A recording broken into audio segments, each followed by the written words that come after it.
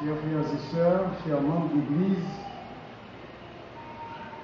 je vous salue au nom du Seigneur Jésus, le divin crucifié, lui qui vit au siècle des siècles. Amen. Amen. J'ai reçu l'invitation de la sœur Bérangère pour prendre la parole au nom du Seigneur sur la santé. Nous avons accepté avec joie. Cependant, la tâche me paraissait vraiment difficile quand la sœur Bérangère m'a dit au téléphone que je dois prêcher sur le sexe. Alors je me suis dit, c'est pas facile. Surtout,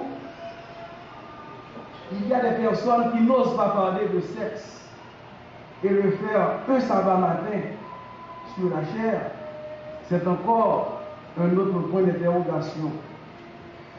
Alors que le Seigneur touche nos lèvres, à l'instar du prophète Ésaïe, afin que son peuple soit édifié à sa lutte. Juste avant de débuter avec le message du jour, j'aimerais remercier la sœur qui vient d'exécuter ce si beau chant. Elle a très bien chanté. Moi aussi j'aime chanter, mais malheureusement, je n'ai pas ce don. Le sujet que le Seigneur a pour vous ce matin, chère assemblée, est titré Sexe, santé et salut. Je reprends. Sexe, santé et salut. Certains peut-être, des anciens et même des diacres, des gens qui sont très conservateurs dans l'Église, disent tout bas dans leur cœur ce matin, que vient faire le sexe sur la chair, surtout ce sabbat matin? Ne vous faites pas d'illusions, chers amis. Si nous sommes ici ce matin, c'est à cause du jeu sexuel. Amen. En disant, il n'est pas bon que l'homme soit seul, dans Genèse 2, verset 18, et soyez féconds, multipliez et remplissez la terre. Genèse 1, verset 28. Dieu a ainsi créé la voie aux relations sexuelles. Dieu nous a créés et nous sommes des êtres sexués et non asexués. Seul Jésus est né de Marie, qui était une femme vierge, et par l'opération du Saint-Esprit. Quel que soit l'individu qu'on voit maintenant, cet individu vient du jeu sexuel.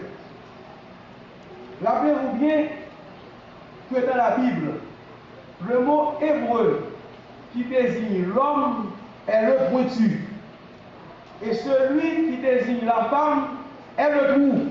Donc c'est dans la Bible qu'on a trouvé le pointu, le trou, donc le pointu est fait pour le trou. Amen.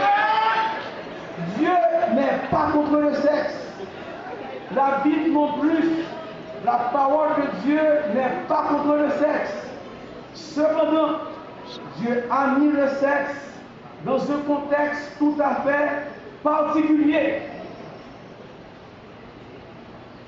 Tout ceci pour jouir d'une bonne santé et pour avoir le salut.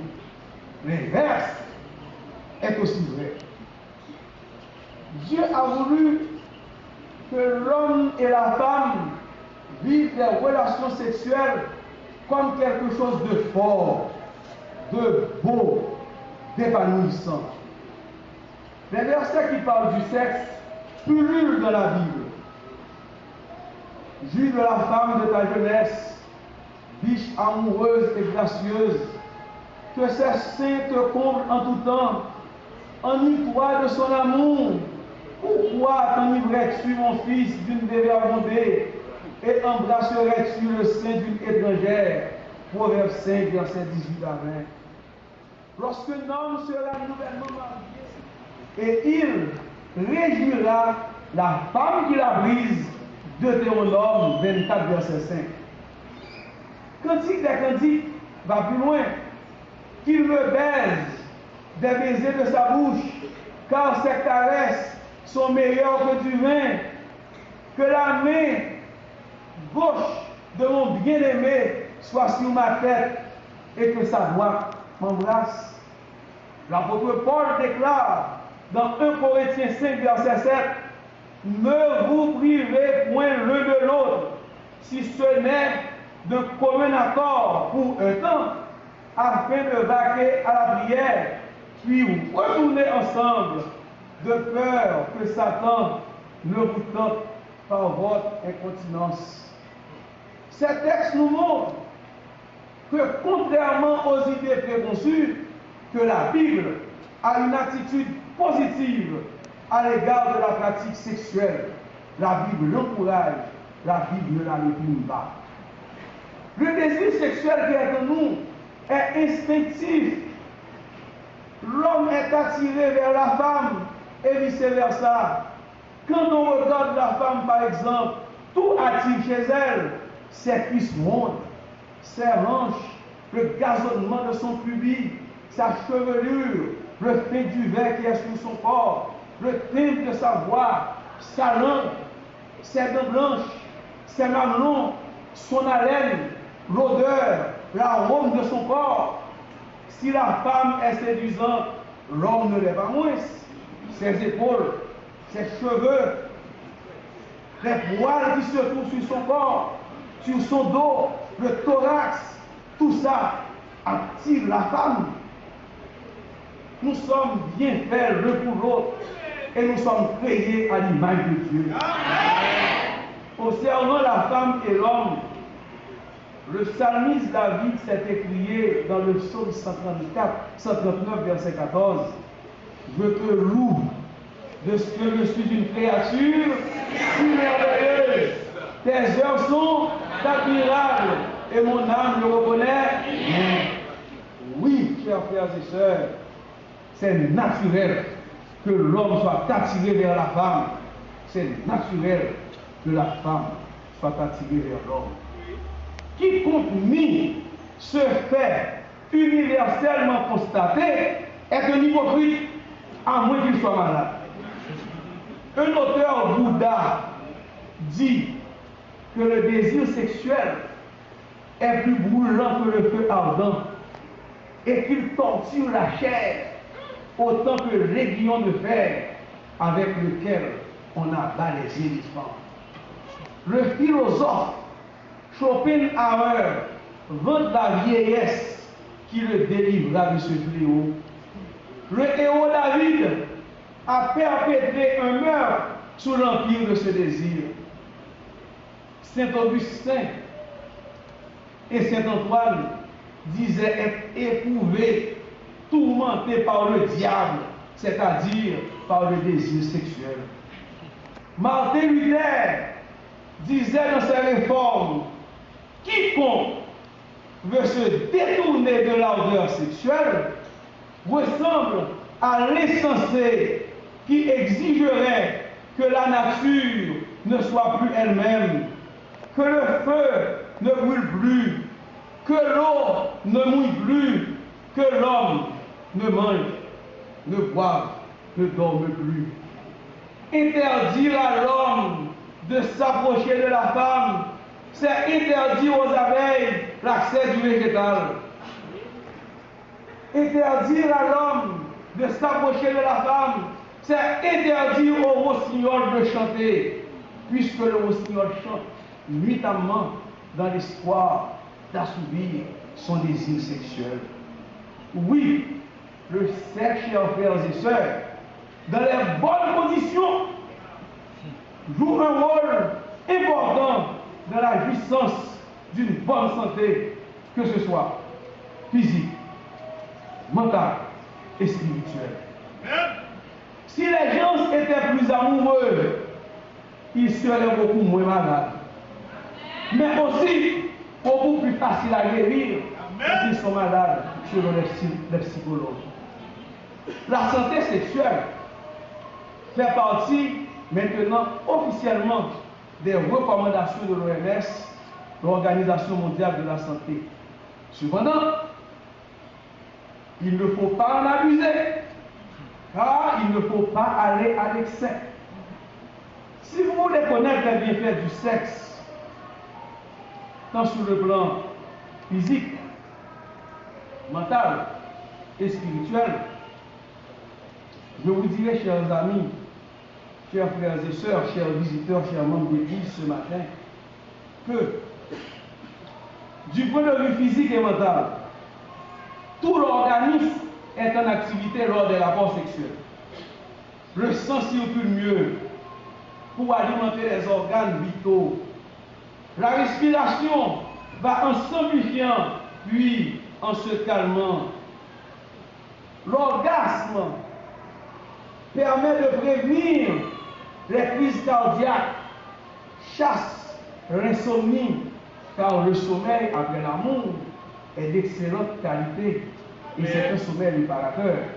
D'ailleurs, les hommes mariés le savent, quand on a fini, on dort et on commence déjà. Le cerveau libère des endorphines, ce sont des tranquillisants, ce qui nous permettent d'éviter l'anxiété, la nervosité et de nombreuses maladies et de symptômes tels la migraine, les troubles digestifs. On qui fait sexe souvent, lui d'une meilleure santé. Nous savons, nous autres médecins, que les rapports sexuels dans une vie saine augmentent l'espérance de vie de 10 ans. L'orgasme vaut 2 aspirines et agit contre les maux de tête, contre la douleur. Moi, mon frère, la capri, je suis content. Mais ma vie boude. 3 rapports sexuels par semaine sont bénéfiques pour la santé. En faisant l'amour pendant 30 minutes, on brûle environ 150 calories, donc c'est une façon de faire du sport. Le plaisir sexuel libère une hormone. Cette hormone, c'est la mélatonine, l'hormone de santé, l'hormone du rajeunissement, l'hormone de la longévité. Les couples qui font le sexe plus souvent dans l'église vivent plus longtemps que ceux qui pratiquent l'abstinence dans le mariage.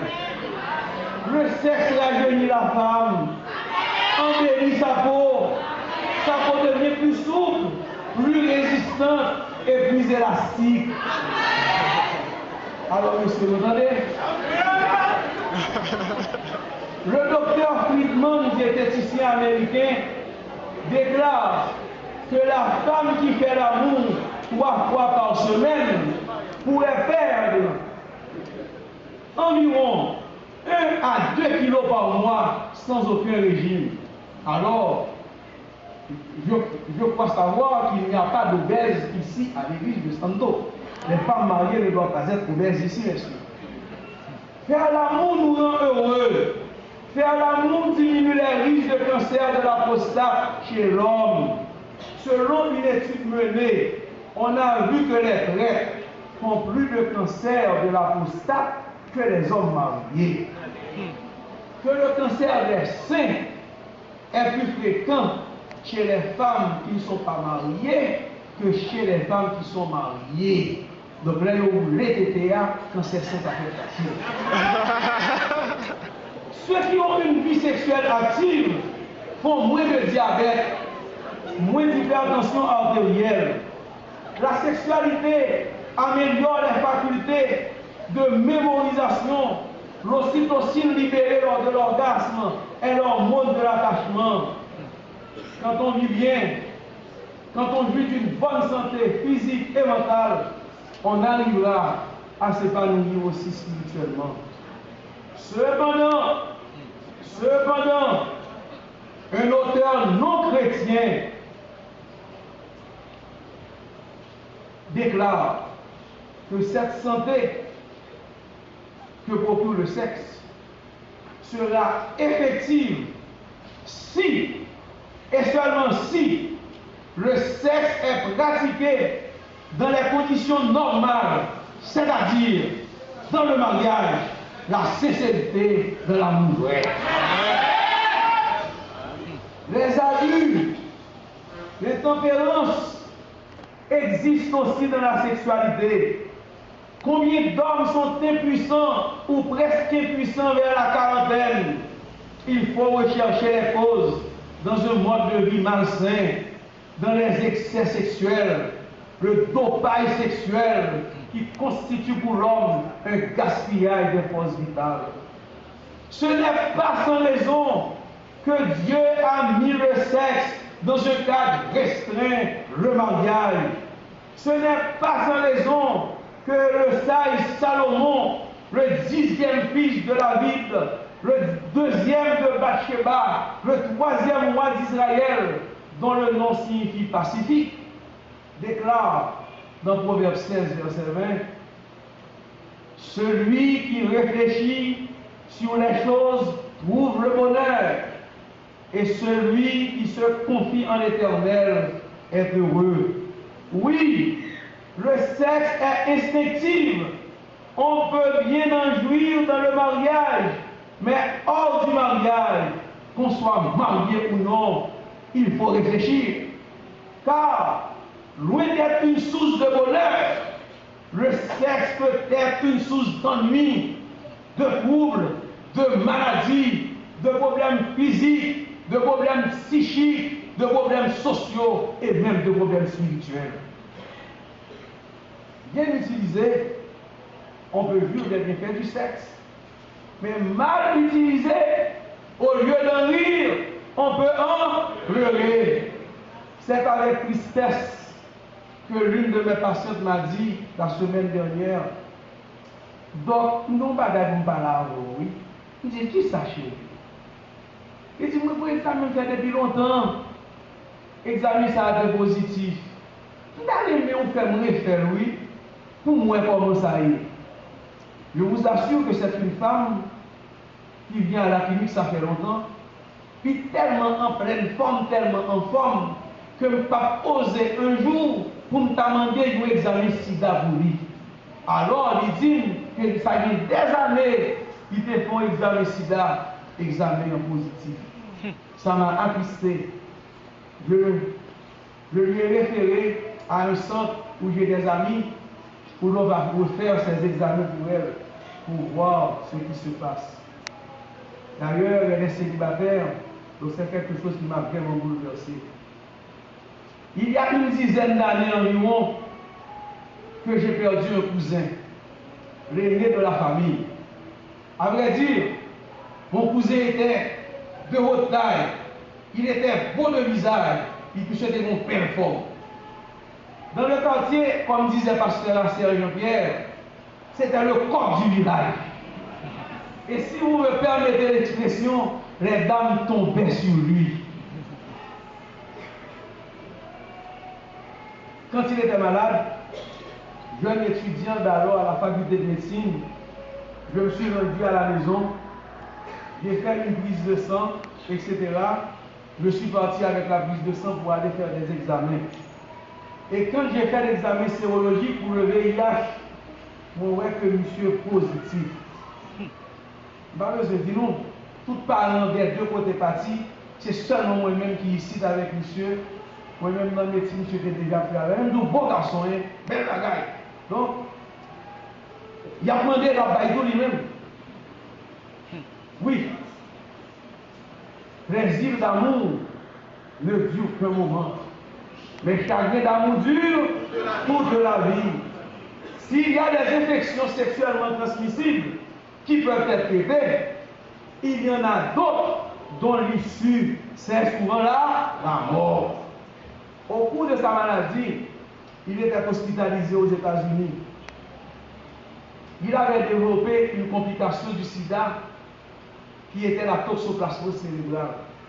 L'homme où monsieur l'hôpital, depuis dans la cour de l'hôpital, l'autre boitant de monde qui a hurlé dans une bête, c'était monsieur. Parce que c'était une tête mal, débordée, entraînée par la toxoplasmose cérébrale.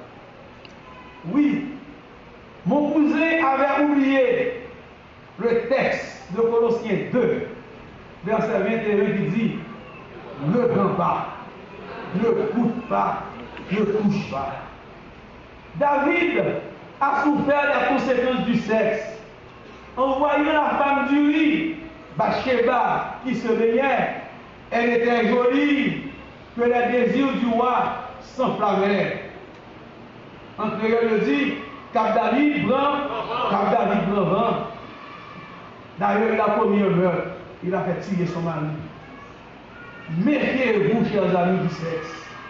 Il coucha avec Bathsheba en dehors des liens conjugaux. C'est l'adultère. L'Éternel était en colère contre David. Et il envoya auprès de lui le prophète Nathan. Heureusement, David avait reconnu sa faute. Cependant, les conséquences du péché nous poursuivent toujours. Selon 2 Samuel 12, David dit à Nathan, j'ai péché contre l'Éternel. Et Nathan dit à David, l'Éternel pardonne ton péché et tu ne mourras point. Mais parce que tu as fait blasphémer les ennemis de l'Éternel, en commettant cette action, le fils qui t'est né mourra. En jeûnant, en se couchant par terre, pendant que l'enfant était malade, David est malade. Parce que l'homme, si mon qui est malade, si mon n'a pas de temps de vous faire, c'est sans, psychologiquement, ou malade. Donc David non seulement malade psychologiquement, moralement, mais David malade aussi spirituellement. Il a fait tuer le mari de Bathsheba. Il a couché avec elle. Maintenant, le fils est né. Le fils est malade. Et le fils va mourir. Pour quelques minutes de volupté, le roi souffre. La mère souffre et l'enfant va mourir. Oui, le plaisir d'amour ne dure qu'un moment, mais le chagrin d'amour dure toute la vie. Cette situation avait créé chez le roi David la tristesse, l'anxiété, la peur, la honte, le désespoir, l'anorexie, parce que David n'a pas mangé. Et puis ça s'est passé. Il était couché et jour et nuit il t'a pleuré. Le sexe ici est source de chagrin. Le sexe ici est source de maladie, car le sexe a été pratiqué en dehors des normes divines. David fut malade, physiquement, mentalement et spirituellement. David avait oublié. Ne prends pas, ne goûte pas, ne touche pas. Heureusement, David avait eu la chance de reconnaître sa faute. Il s'écria au psaume 51, ô Dieu, aie pitié de moi de ta bonté, selon ta grande miséricorde, efface mes transgressions. Lave-moi complètement de mon iniquité et purifie-moi de mon péché, car je reconnais mes transgressions et mon péché est constamment devant moi. J'ai péché contre toi seul et j'ai fait ce qui est mal à tes yeux, en sorte que tu seras juste dans ta sentence, sans reproche dans ton jugement. Purifie-moi avec l'hysope et je serai pur. Lave-moi et je serai plus blanc que la neige. Ô Dieu, fais en moi un cœur pur et renouvelle en moi un esprit bien disposé. Combien ici à l'église, aujourd'hui, sont prêts à reconnaître leur désordre sexuel, comme David, à faire volte-face pour ne plus recommencer. Oui, chers frères et sœurs, chers amis, chers visiteurs, j'aime le comportement de Joseph, qui n'a pas voulu braver le danger face à la femme de Potiphar, officier égyptien, à qui il fut vendu par les Madianites. Selon Genèse 39, Joseph était beau de taille et beau de vie, de figure. Madame Potiphar portait les yeux sur lui et lui dit, couche avec moi. Mais Joseph refusa. De nos jours, combien de jeunes gens dans l'église allaient faire comme Joseph? D'ailleurs, il y a une expression, vous ne pas des pieds à papa, c'est bon bon, c'est ça qui baille, imbécile qui, ça qui baille, imbécile qui va prendre. Et là, on allait s'amuser avec Madame Potiphar. Non loin de là, Joseph a pris la fuite. Car il préférait souffrir en prison au lieu que d'avoir pour un temps la puissance du péché. Le verset 10 de Genèse 39 nous dit, quoiqu'elle parla tous les jours à Joseph, il refusa de coucher auprès d'elle, d'être avec elle. Quand elle saisit Joseph dans ses mains par son vêtement en disant, couche avec moi, il lui laissa son vêtement dans la main et s'enfuit au dehors. Sommes-nous prêts, jeunes gens, chers adultes, de nos jours, à agir comme Joseph? Joseph déclara, comment ferais-je un aussi grand mal et pécherai-je contre Dieu? Telles devraient être les paroles de chaque jeune, de chaque adulte, de chaque membre d'église, de chaque ami, de chaque visiteur ici présent. La fuite de Joseph l'a épargné du péché. Joseph s'est rappelé heureusement de cette phrase. Ne prends pas, ne goûte pas, ne touche pas. Le péché affecte la vie sexuelle. Ne soyez pas aveuglés, chers amis, par le Dieu de l'immoralité. Le sexe est perverti.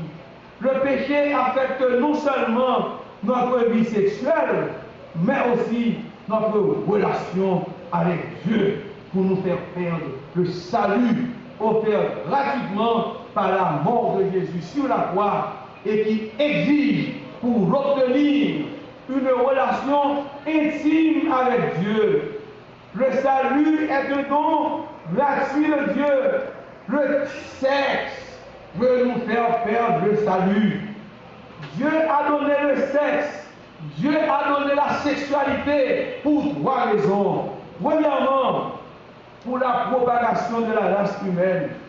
Deuxièmement, pour donner sa plénitude à l'amour véritable dans le mariage. Troisièmement, pour que l'homme et la femme puissent exprimer leur unité. Si vous avez déjà commis un désordre sexuel, comme David, il faut crier, ô Dieu, crée en moi un cœur pur et renouvelle en moi un esprit bien disposé.